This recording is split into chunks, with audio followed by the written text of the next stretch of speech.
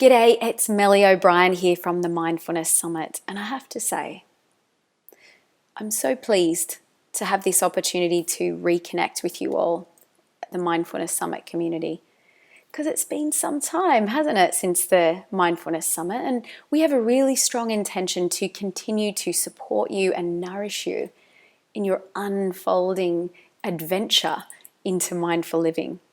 So this is another free masterclass with one of the world's leading experts in mindfulness meditation. And I have to say, this one is so important for all people interested in conscious living, and actually all people in this day and age. Why? Because what we're exploring in this masterclass with Sharon Salzberg is what is real happiness. Why do so few people seem to find real happiness, even though we live in one of the most abundant times in human history? And what does mindfulness have to do with all of this? I know that you will find some key insights that could create a seismic shift in the way that you live your life. And Sharon is an incredibly articulate person when it comes to this topic. Sharon Salzberg is a world-renowned meditation teacher. She's also a New York Times bestselling author and the co-founder of the Insight Meditation Society in Barre, Massachusetts. She's been teaching meditation retreats since 1974 and has truly been a pioneer in bringing Eastern wisdom to the Western world. She's also perhaps the world's leading authority on a particular kind of meditation practice called metta practice or loving kindness meditation. As well as learning about real happiness and how to cultivate it from the inside out, in this masterclass you'll also hear about how to ease the voice of the inner critic and how to draw on our innate capacities for courage, resilience, compassion and kindness when times get really tough. In other words, when we need it the most. Enjoy this masterclass with Sharon Salzberg. May it nourish and support you on your journey into mindful living. So Sharon, thank you so much for your for giving your time and your presence to be with us today. The summit, the Mindfulness Summit community, and myself. I really, really appreciate you giving the time. I know you're a busy lady.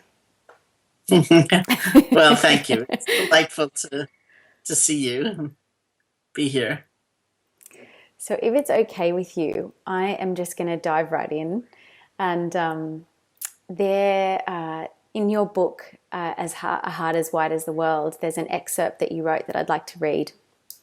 It says, from my earliest days of Buddhist practice, I felt powerfully drawn to the possibility of finding a way of life that was characterized by peacefulness and authenticity. My own life at that time was characterized largely by fear and confusion. I felt separate from other people and from the world around me, and even oddly disconnected from my own experience. When I read that, I can resonate with that, and I think a lot of other people will too. So I'm curious if you could tell us a little bit about how your journey's unfolded since that time of fear and confusion. Well, it's funny, like anytime somebody reads something out loud that I've written, I don't remember reading it, and I think, wow, look at that, it's interesting.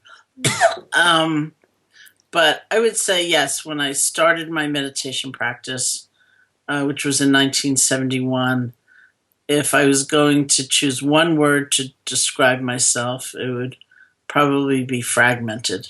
Mm. I was quite fragmented. I didn't really have a sense of who I was and what would make me happy.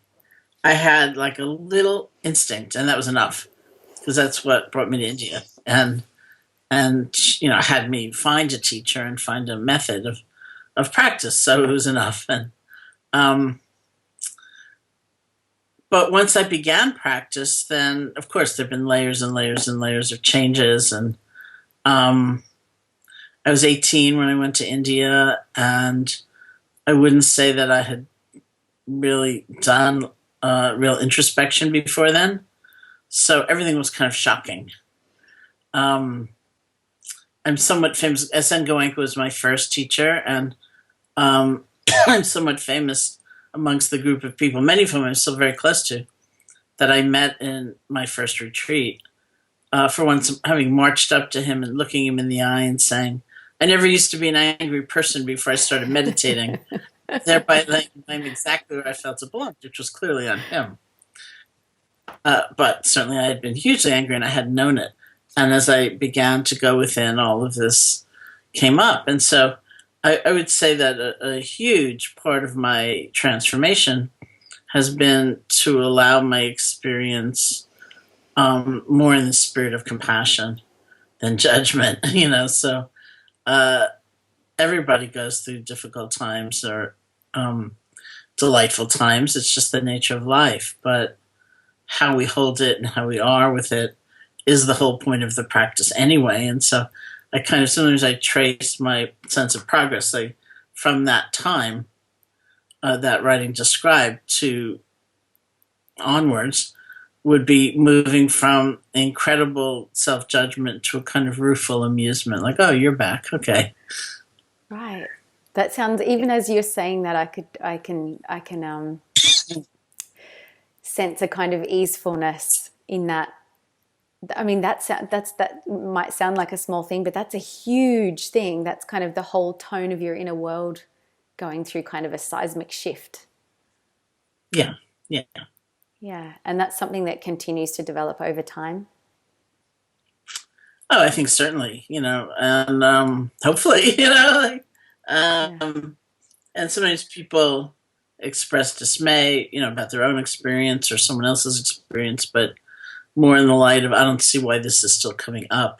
I shouldn't still be having these thoughts. I shouldn't be having these feelings. But at this point, I feel so much more knowledgeable and capable of meeting, not every moment because I'm not perfect, but meeting many, many wide varieties of experience with that same kind of awareness and kindness. And so I just finished reading your book, Real Happiness, which I was magnetically attracted to, actually, because of the title. And the reason I was magnetically attracted to it was because in my own life, in my own childhood, what I noticed at a very young age, for whatever reason, I realized that yes, we had a lot I didn't grow up in a wealthy family or anything. In fact, in Australia, probably we would call that a poor upbringing, but it's a Western upbringing, so we didn't want for anything really. And so there was a lot of cause for what we assume would give us happiness. But what I noticed is that I would probably change the language here a little bit. And I was going to say, there weren't many people that I could see that had found happiness. And that was really frightening to me. I thought actually that when you're a child, you're okay. But I thought that there's some kind of insanity that starts to creep in as people get older. And I was very vigilant. I was like, okay, I have to watch out for this, because when you get older, you become different. So I'll have to be vigilant. But what I noticed was, if I could, sum it up, was that nobody I knew and nobody I could really see as a model around me had found what I would call a lasting fulfillment or a sense of wholeness. They seemed restless, discontented, and that kind of thing. So I'm curious to what would you say, what would you define now as real happiness, the kind of real happiness that you're talking about in your book? And what has mindfulness got to do with finding it? Well, thank you for liking the title. I didn't choose the title, but okay. The publisher chose the title. It worked for me. I'm so glad. I had a little bit of mixed feelings about it, just in that so many people define happiness as something superficial, endlessly seeking pleasure, or which we do anyway, or being kind of happy-go-lucky and conflict avoidant and refusing to see pain or suffering. And so I was concerned about that. And sure enough, when I went on the tour for the book, many people would say that to me, like, well, how can you want to be happy all the time? It's stupid, or something like that. And but I was defining happiness, and I would continue to define happiness as a sense of inner resource. And that's where the real comes in too. It's not that other forms of happiness are unreal, but they're unstable, right? And so, like, the first interview I had after the book came out, the interviewer said to me, "Are you trying to say that the kind of happiness I feel when I have a lovely dinner with my wife isn't real?" And I said, "Of course I think it's real. But if that's your deepest sense of happiness, you're in trouble because it comes and it goes. It's impermanent. And what I said to him was, what about the night you don't like your dinner all that much?" Right? Right. And I didn't say, but of course there Or are your nights wife. you may not like your wife that much. Right? So, Right. I mean, life is so changeable. It's so mutable. And so I think, if anything, we should enjoy those moments more. If we were more present, more appreciative, more grateful, it would be wonderful. But it's not the deepest happiness we can know. It's just too unstable. And so I think about that night you don't like anything very much, including yourself, but you can reach a kind of inner resource that is there for you. Perspective, peace, presence, kindness, things like that. And those really do become like resources, so that in wonderful times, when great, great things happen, we don't have to hold on to them so fiercely, thinking, I can't let this go by because I'll never be happy again. And when painful things happen, we can find that kind of strength to relate differently. So it's a powerful, powerful message to think about, where does our deepest happiness actually abide? Yeah, and this is, what I find strange, I guess, in a way, is that we never question this from a young age. We're never taught to. I mean, it's like it's kind of irrelevant in schooling. It's all about how can you be the most productive citizen possible. And I think that actually really aggravates how we can really go on this endless, I think in Buddhism there's that term endless wandering, isn't there? It's just this endless wandering, trying to find pleasure. And we can busy ourselves with constant self-pleasuring. And it's so easy not to see the fact that underneath it there's a lack of just a simple feeling of easefulness in our being, a kind of wholeness in our being. We're not really taught to even question where happiness really comes from, what it really is. But what is your direct experience? We can talk about your own personal experience here. I mean, I have my own descriptive words for what I'm talking about. I often just say wholeness instead of wholeness or easefulness. But what is your direct experience over time of finding some kind of lasting background of peace? How has that unfolded for you? And what does it look like on a daily basis? Like, is it you don't feel heartache anymore, you don't feel anger anymore, you don't feel, or is there something that carries through? What does that look like on a daily basis for you now? That was a very long-winded question. No, that's okay. I would hesitate to ever describe some state where something is no longer ever arising. I mean, I think that's unrealistic, and it also, I think, defies reality. Which is always changing, and so many times people will say things at the end of a retreat, for example, like, "How can I stay as concentrated as I am here in the retreat?" And I say, "It's not going to happen."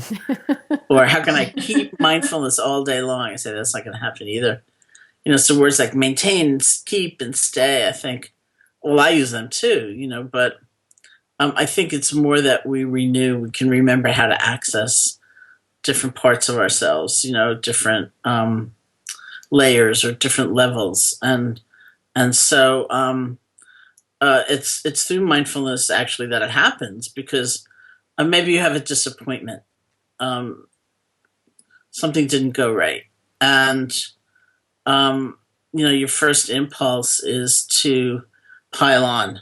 I never do anything right. It's all my fault. Anyone else in this position would have been just fine. It's only me, and this is going to last the rest of my life. And we need some mindfulness to be able to say, okay, this is what actually happened. This happens in life, right? We don't always get what we want. Things are disappointing, or we disappoint ourselves. But all that other stuff is just like a story that we're adding on to it, and it makes us miserable. we take things personally is another example that it's just the unfolding of life. Like I was just in Ireland. I just got back from Ireland a few days ago. And last year when I taught in Ireland, this man told me at the end of the course, he told this fantastic story about traveling in the States and some incredible airport delay. And he ended up landing at a New York City airport after midnight, and his luggage had been lost. And he and his friends missed their connection. And this woman came out from some door to help them. And he said she looked worse than we did. You know, like it's after midnight, everyone's miserable and angry. And he said it was so Irish. She said he happened to have a traveling banjo with him. Oh, and he saw her name tag said Irene. So he said she looked like she hadn't been serenaded in a while. So he started serenading her and singing "Good night, Irene, good night." And all these people started coming out of doors and singing along. And then at the end, the woman said, "I am the best person in this company at finding luggage. I am going to find your luggage. I'm going to get you a great connection," you know. So I saw him again this year. And I told him like 4 days after he told that story, I was in France and my luggage got lost. Uh-huh. And I said, I didn't have a banjo and I wasn't about to start serenading anybody. But his example actually was in my mind, you know, and because we can take things so personally. Like, you know, I had checked 3 times on that journey to make sure my luggage wasn't going to get lost. It got lost. Mm-hmm. You know, so the airline's out to get me, clearly, you know, like, and to realize that's just extra suffering, which we don't need. We can let go of that. Yeah.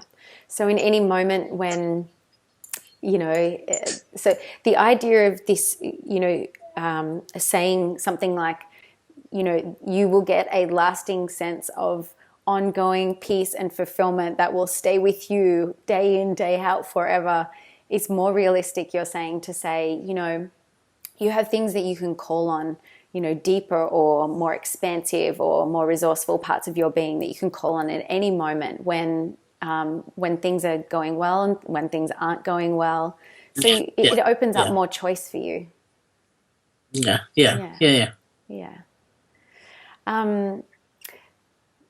I don't think many people find, my observation is, and I think this is changing now because of the kind of mindfulness revolution that's happening, which is a really wonderful thing. But my observation is there's not really that many people, because we're not taught, there's not that many people who really find this deeper sense of, I guess, that inner resource. We're not taught to have it. It seems that human minds don't go there without a little bit of training, without a little bit of support. And maybe in our culture these days, maybe it's a little bit more aggravated. You know, some parts of our mind might be more aggravated than others. What do you think are the main things that are really, what do you think the things are that are really blocking most people from having access to those resources that you're talking about and finding that sense of real happiness? Are there certain mind patterns or... Yeah, well, I mean, there are probably many, many mind patterns. You know, I think partly the idea that these qualities can be trained is a little bizarre for us. You know, that you can train compassion, you can train love or loving kindness, you can train gratitude, you can train these other things. Doesn't make a lot of sense to us, and I understand why not. It sounds a little strange, you know, like I did a weekend retreat and I came out compassionate or something, you know, it's weird. But in truth, say in Buddhist psychology, all of those qualities I mentioned and many more are considered emergent properties of how we pay attention. So we know attention can be trained. That's the whole purpose of meditation, right? So, you know, if you're in an elevator and somebody is talking to you and you're not really listening, there's not going to be much of a sense of connection, right? You're thinking about your email or something else. And if you realize that and you actually just arrive and you listen, you're fully there, that's the ground out of which a genuine sense of connection, even if fleeting, can emerge. And So how do we pay attention to one another, and what do we pay attention to? If we're thinking about ourselves as an example, at the end of the day, almost as though to evaluate ourselves, and pretty well all we think about is the mistakes we've made and what we've done wrong and what we should have done better, let's just say. So much so that your whole sense of who you are and all that you will ever be just collapses around this stupid thing you said at lunch. It's almost like asking yourself, anything else happened today? Like, any good within me?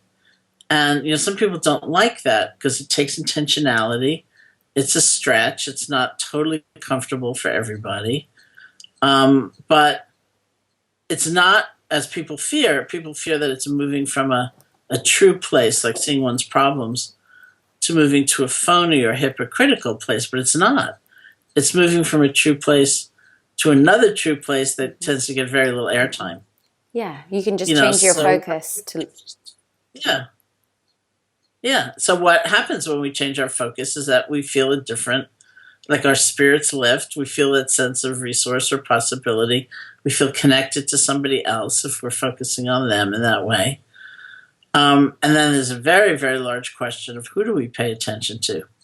And who do we ignore? Who do we discount? Who do we look right through? And so if we shift the way we pay attention, these qualities will come forth. And so I think people, otherwise we do kind of stand aside thinking, well, that's just a pipe dream. That's just a fairy tale.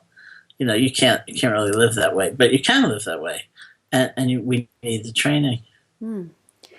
So if I'm hearing you right too, this is something that's so, I think, crucial to really kind of reiterate, is that one thing that you just said is that our common assumptions about where happiness comes from are often the very thing that keeps us from it. And that happiness is a skill. Mm-hmm. Yeah. It's so important to know. And really so empowering, especially for, I know someone like myself, there was a time in my life where I never thought it would be possible just to have the amount of well-being that I have now. I really just, if you had have told me, one day you won't feel like you hate yourself, that you won't feel, this bad, I would have just said, well, that's, I don't know, like fairy tales are for TV, not, but I'm really so surprised. I wish somebody had have told me this when I was 17, would have been. So I hope there's some 17-year-olds watching this who can hear this message, because it's a powerful message. Yeah. And it's amazing when you practice this skill, what can really happen. It's truly amazing. Mm-hmm. I'd like to talk a little bit about loving kindness, because you have really been a pioneer in bringing this, the consciousness of loving kindness kind of into the West. And the great thing that's happening right now is, because a little bit of research has come out about it, it's, starting to become a bit of a buzzword. Because I think the problem with loving kindness is, Western minds, we find a concept like that, it just sounds too sappy for us. So we've got some good solid research for the Western mind now, so we can all try it. But could you give your definition of what loving kindness is and why you feel like it's really important on the path of mindful living? Well, you're right. A lot of people think it's just so saccharine and gooey and, sappy. But that's not from within. That's the thought or the assumption. And the actual experience is something very different. The word loving kindness is the common translation of a word from Pali, the language of the original Buddhist text. That word is metta, M-E-T-T-A. And the literal translation is friendship. So it's about the art of friendship with ourselves, and that means all aspects of ourselves, and ultimately with all of life. And so I usually define it as connection, a profound sense of connection, because it actually doesn't imply that you like everybody. It doesn't even mean you like anybody. But there's this deep knowing our lives have something to do with one another.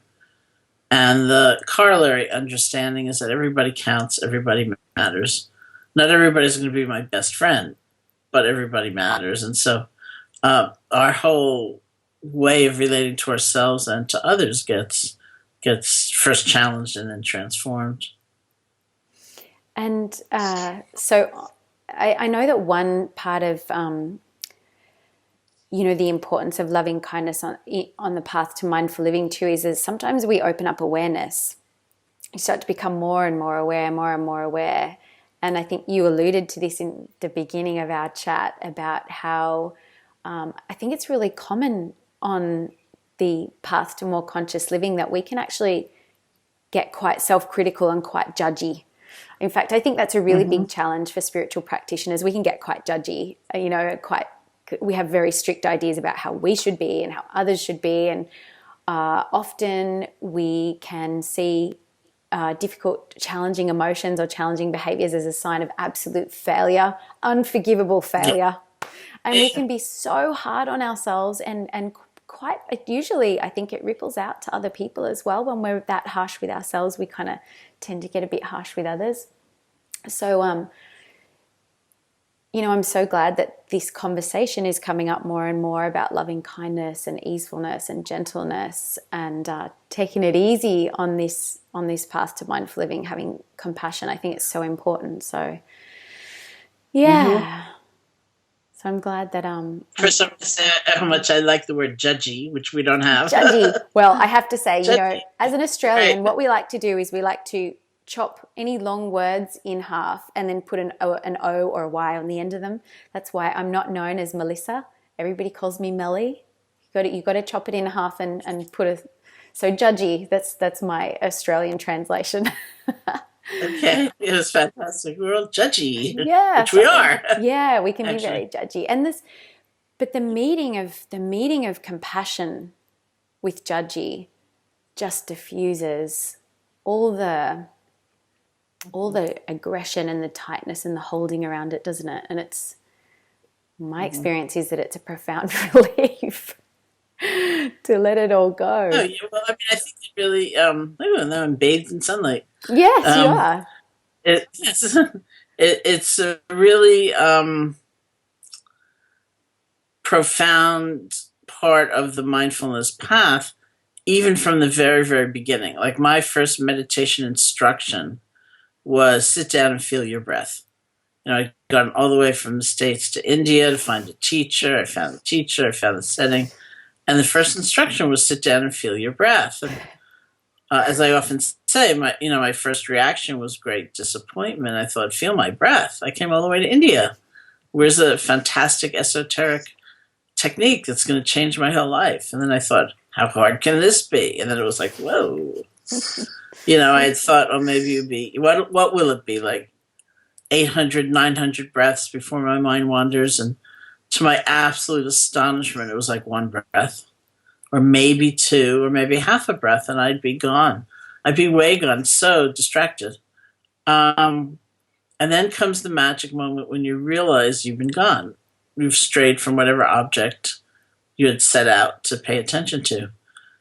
And that's the moment, really, where we have the chance to be quite different. So instead of being all judgy and, getting down on ourselves or calling ourselves a failure or whatever, we can practice letting go, and with some kindness toward ourselves, we can practice beginning again. So the very art of the meditation is enriched by and interwoven with the skill of loving kindness.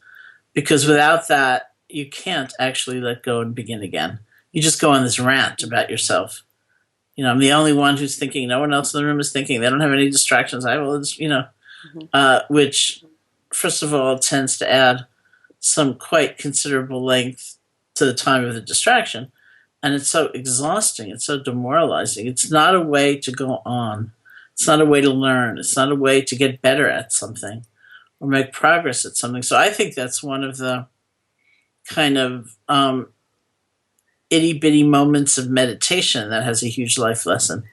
That's a skills training right there. And it goes right into work with us and every endeavor that we do, because the truth, I think, of life is that we're always having to begin again.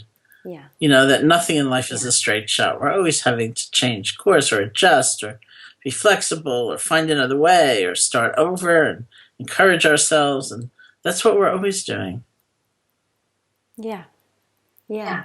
I love that you brought that up. And also, my experience in learning meditation in the beginning was that kind of instruction about friendliness, loving kindness, or self-compassion was a little absent. It was very much just kind of come back to the breath, come back to the breath, come back to the breath.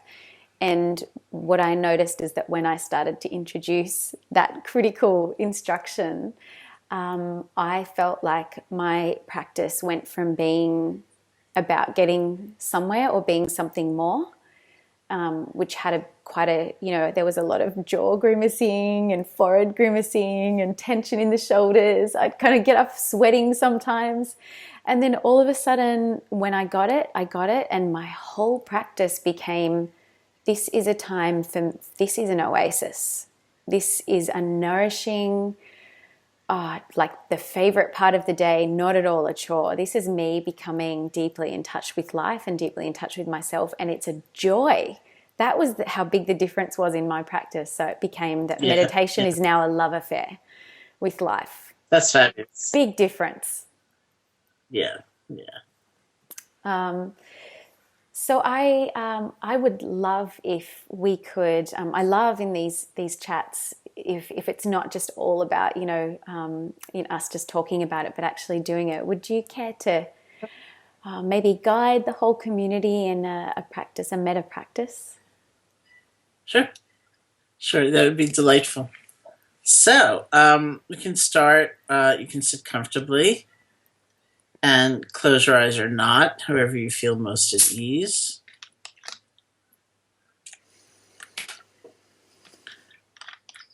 One way of doing loving kindness practice, rather than resting your attention on the feeling of the breath, you rest your attention on the silent repetition of certain phrases.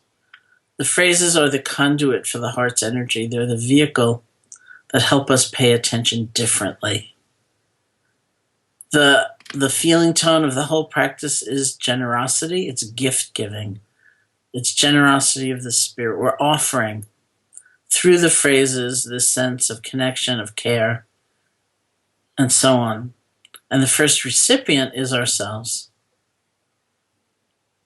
You can choose 3 or 4 phrases. Common phrases are things like, may I be safe, be happy, be healthy, live with ease. May I be safe, be happy, be healthy, live with ease. Live with ease means in the things of day-to-day life like livelihood or family, may it not be such a struggle. May I live with ease. You can choose these phrases or any phrases that are big enough, broad enough, and that make sense to you, that you can make that offering to yourself and ultimately to others. You just repeat the phrases over and over again with enough space, enough silence, so that it's a rhythm that's pleasing to you. This is like the song of the heart. Gather all your attention behind one phrase at a time. You don't have to try to force or manufacture any special kind of feeling. The power of the practice is in that wholehearted gathering. May I be safe, be happy, be healthy, live with ease.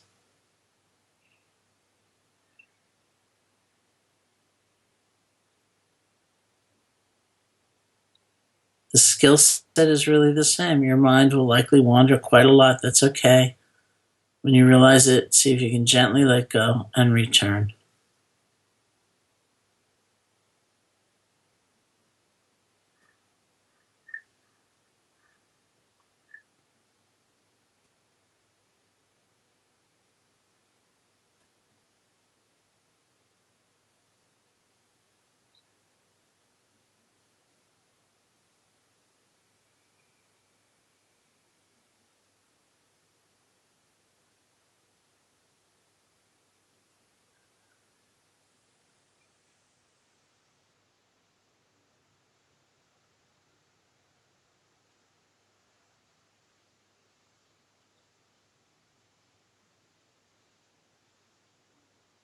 And see if you can call to mind a benefactor. That's someone who's helped you.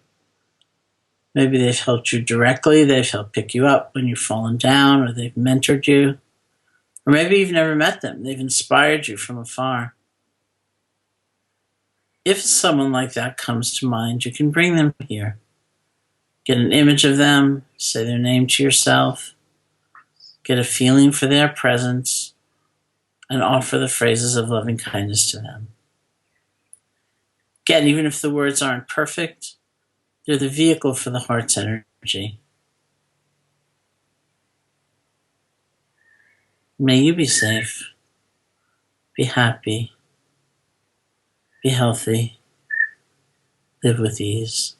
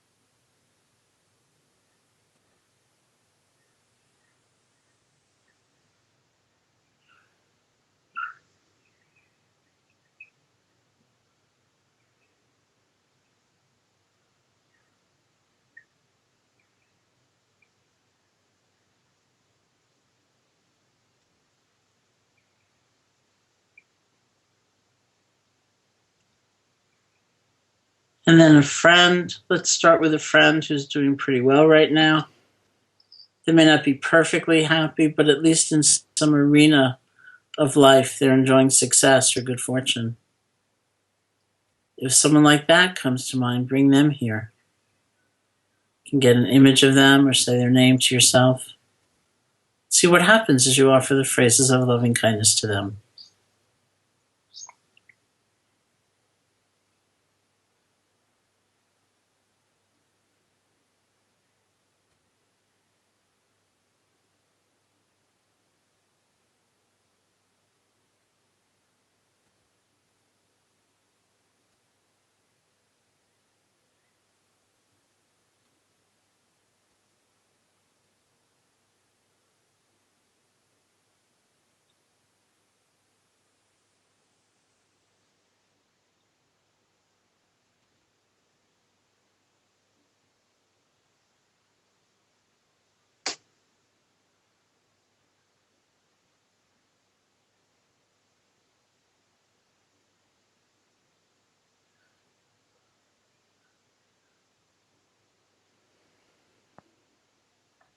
A friend having a difficult time right now, bring them here and offer the phrases of loving kindness to them.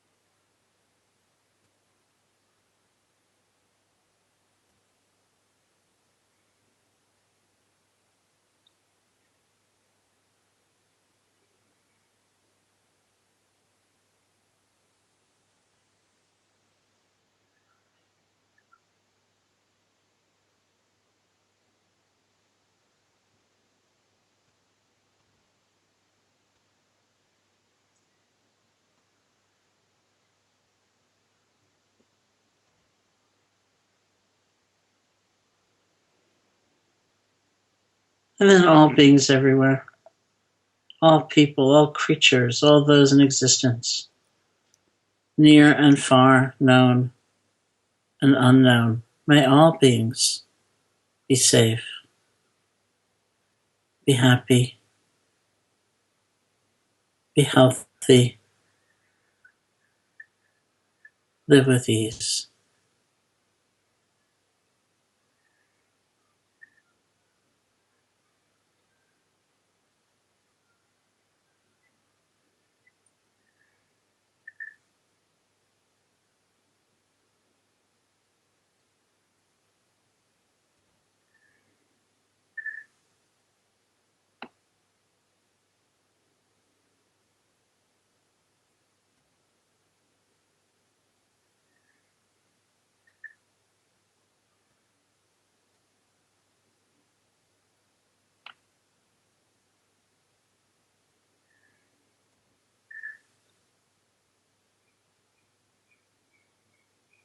And when you feel ready, you can open your eyes, lift your gaze.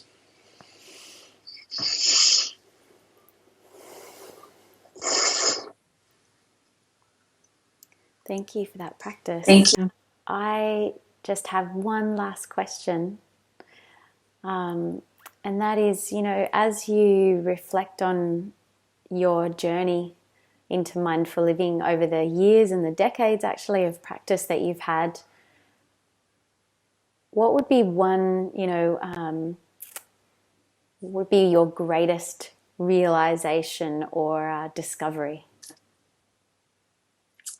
Wow, that's a big last question.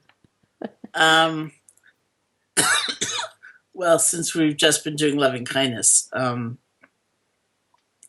talk about it within that realm. And I think that actually happened when I went to Burma in 1985 to do an intensive period of loving kindness practice. It was 3 months. And like many realizations, it sounds maybe almost like nothing. Like, oh yeah, that just makes sense. So didn't you know that before?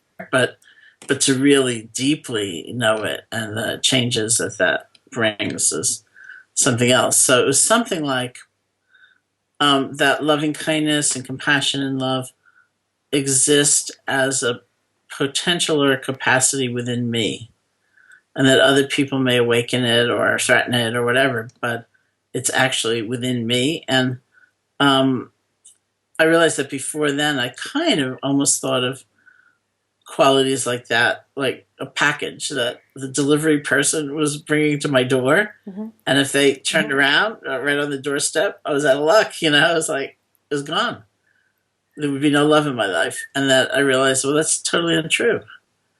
Mm-hmm. That the ability, the capacity is always mine. It's within me. And that it was a very empowering kind of realization. Thank you for sharing that.